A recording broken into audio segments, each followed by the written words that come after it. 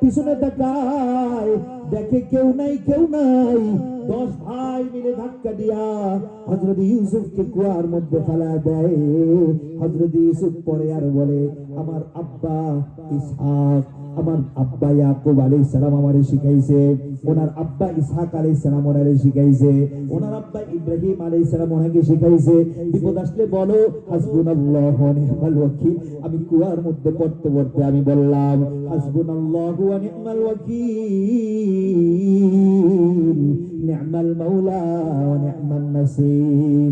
আল্লাহ তাআলা আসমান হতে ডাক দিয়ে দিয়েছে, জিবরাইল কই তুমি কই?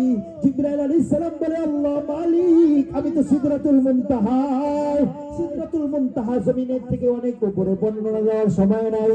আর আল্লাহ তাআলা বলে, তাড়াতাড়ি দৌড়ে যাও, জমিনের মধ্যে আমার একটা ছোট্ট বন্ধু ইউসুফকে দেখো ফালায় দিয়েছে। সেই বিপদে পড়ে বলেছে হাসবুনাল্লাহু ওয়া নি'মাল ওয়াকিল, আমি মালিক তাকে সাহায্য করার জন্য রেডি হয়ে গেছি। জিবরাইল দৌড়ে যাও, ইউসুফের পা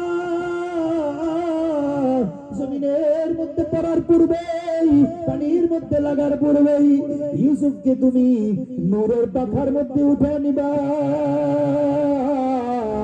আল্লাহু আকবার বলো, আল্লাহু আকবার। তুমি উঠে নিবা। জিবরাইল আমিন বলে, ইয়া রাসূলুল্লাহ, ইয়া হাবিবাল্লাহ। আমি তখন রওনা দিয়েছি, ইউসুফ যখন পানির দিকে রওনা দেয়, আমি জিবরাইল ওই সময় সিদরাতুল মুনতাহা থেকে রওনা দেয়। বিশ্বাস করেন ইয়া রাসূলুল্লাহ, আমার চলার গতি এত বেশি, আমি আয়েশা তখন ইউসুফকে আমার নূরের পাখার মধ্যে উঠায় নিলাম। ওই সময় ইউসুফের পা পানির মধ্যে পৌঁছে নাই। বলো সুবহানাল্লাহ। অসম্ভবকে সম্ভব করতে পারেন কে? জোরে আওয়াজ দাও। আসবির আলা মা আসাবাক, ধৈর্য ধারণ করো, ধৈর্য ধারণ করো। আর 7 নম্বর নসিহত করেন, ওয়ালা তুসাইর খাদ্দাকা লিন-নাস। বাবা, মানুষের সাথে কথা বলার সময় দম্ভ করে অহংকার করে কথা বলবা না। 8 নম্বর নসিহত করেন, ওয়ালা তামশি ফিল আরদি মারহা। জমিনের মধ্যে চলার সময় দম্ভ করে অহংকার করে চলবা না।